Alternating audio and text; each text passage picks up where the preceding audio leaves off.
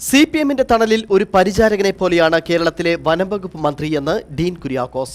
LDF government അധികാരത്തിൽ വന്നതു മുതൽ കേരളത്തിന്റെ വനവിസ്തൃതി വർദ്ധിപ്പിക്കുന്നതിനുള്ള CPM ഗൂഢാലോചന പുറത്തുവരികയാണ്. വനനിയമ ഭേദഗതി CPMന്റെ ആസൂത്രിത ഗൂഢലക്ഷ്യമാണ്. ഇടുക്കി ജില്ലയ്ക്കെതിരായ ഏറ്റവും വലിയ തീരുമാനമാണിത്.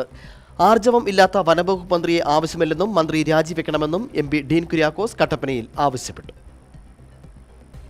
ഈ ഗവൺമെന്റ് അധികാരത്തിൽ വന്ന നാള് മുതലേ കേരളത്തിന്റെ വനവിസ്തൃതി വർദ്ധിപ്പിക്കുന്നതിന് വേണ്ടി CPM നടത്തിക്കൊണ്ടിരിക്കുന്ന ഗൂഢാലോചന നമുക്ക് വ്യക്തമാണ്.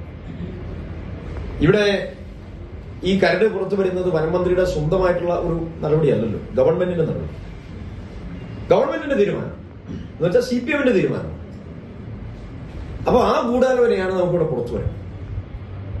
വനവകുപ്പ് മന്ത്രി അദ്ദേഹത്തിന്റെ സ്ഥാനം സംരക്ഷിക്കാൻ വേണ്ടി CPM പറയുന്നതിന് ഏറാമൂളിയായി നിൽക്കുകയാണ്.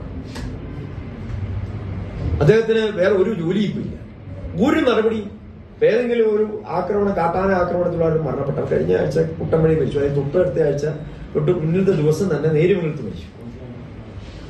ഓരോ മരണം ഉണ്ടായി കഴിയുമ്പോൾ ഇനി ആവർത്തിക്കാതിരിക്കാൻ നടപടി സ്വീകരിക്കുമെന്ന് പറയുന്നല്ലാതെ ഒന്നും ചെയ്യുന്നു, ഒരു നടപടി